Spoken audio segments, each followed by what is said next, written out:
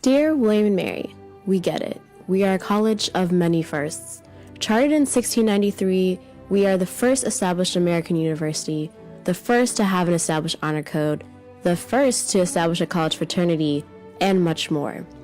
We are innovative, we are intelligent, we are athletic, and we are creative. We are the best public university in the state of Virginia and are considered a national public ivy. Our students are the top 10% of their graduating classes.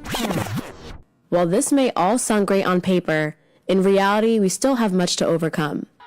Many people have found a home here at William & Mary, but what does one tribe, one family mean to those of us who feel marginalized in this community?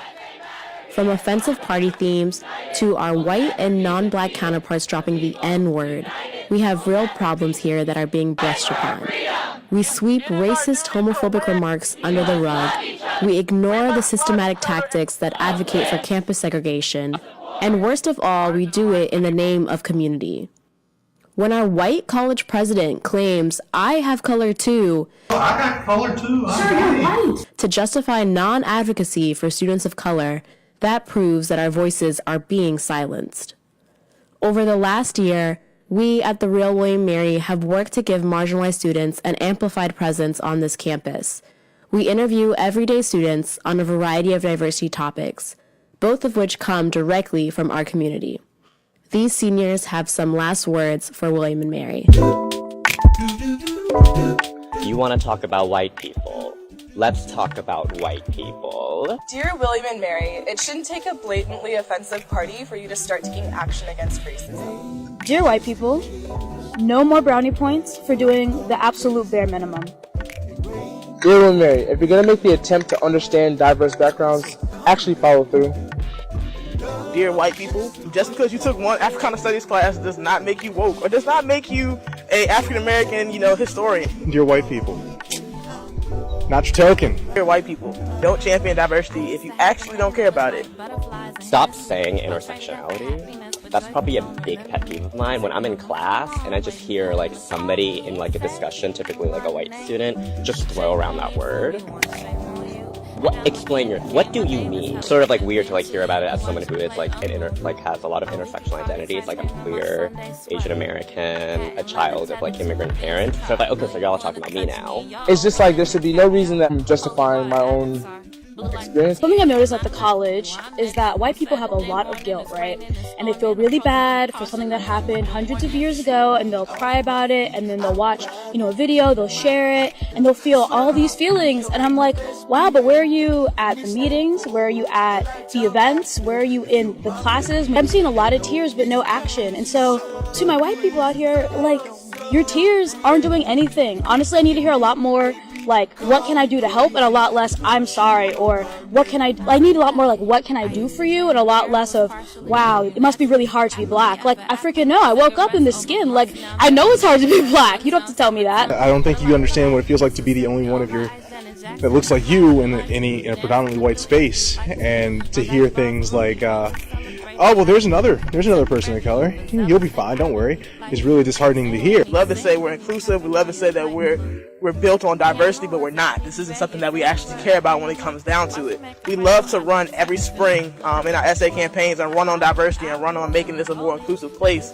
Don't champion for diversity if you don't really care about it. Don't sit in the Senate meeting and say we need to be more diverse, but then in another meeting ask when can we stop talking about diverse issues and focus on other issues. Diversity is pretty much at the core of a lot of different issues that we see here at the college, and if we don't address it, if we don't address our history with it, then there's no way that we can possibly move on and progress. Dear white people at William and Mary, it shouldn't be the responsibility of students of color to fix the institution's problem. I know the CSD does a lot, and that's great, but I feel it is still heavily underfunded, heavily understaffed. So it's how is it only the students that are expected to do all of this with no administrative help, with no financial help, things of that sort? They're expecting us to be able to spin all of these goddamn plates all at once, yet where's the support? And then when we leave, it's these conversations end. So what the fuck? It's pretty ridiculous that so many of the programs here in terms of ethnic studies, particularly Africana studies and APIA studies, have continued to not get funding. This literally means that William and Mary is over 50 years behind the rest of the curve. I find it so interesting when people will take one class of Africana studies and then can lecture me on the new Jim Crow or Black life as if I haven't lived it for the past 22 years. So like taking those classes are important, and yes, it allows you to learn a little bit of insight into the African American experience. By no means does that make you an expert. I feel like a lot of like students, especially white students, will pedestalize certain like minority students as like, oh, they're like that go-to person. Like they're the one that will keep doing these events. They're the one that's gonna keep doing this work. Where it's like, I'm not here forever. If you're white people, it shouldn't have to take statistics for you to start to listen to what people of color are telling you. How did you see me? How did you love me? Dear William and Mary, we have problems.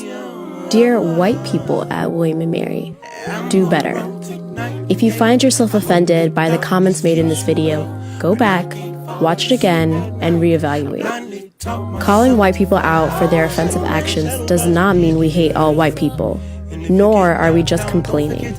What we are doing is something much more simple: holding others accountable. We are working to educate the next generation of leaders, entrepreneurs, lawyers, scientists, entertainers, and more. We are working to better our local and national community. We are working to help make the world a better place. Now you need to do your part. Shadow man, shadow box, dance in the dark with me. This resurrected agony, this apathy for caskets. Everything I ever loved, I lost in the magic. I claimed by the river, my body delivered. When I died, 27 rappers at my funeral. Moses wrote my name in gold and Kanye did the eulogy. Dear white people, just because you say you watch Dear White People, don't try to say you're woke after watching Dear White People. It doesn't start that easy.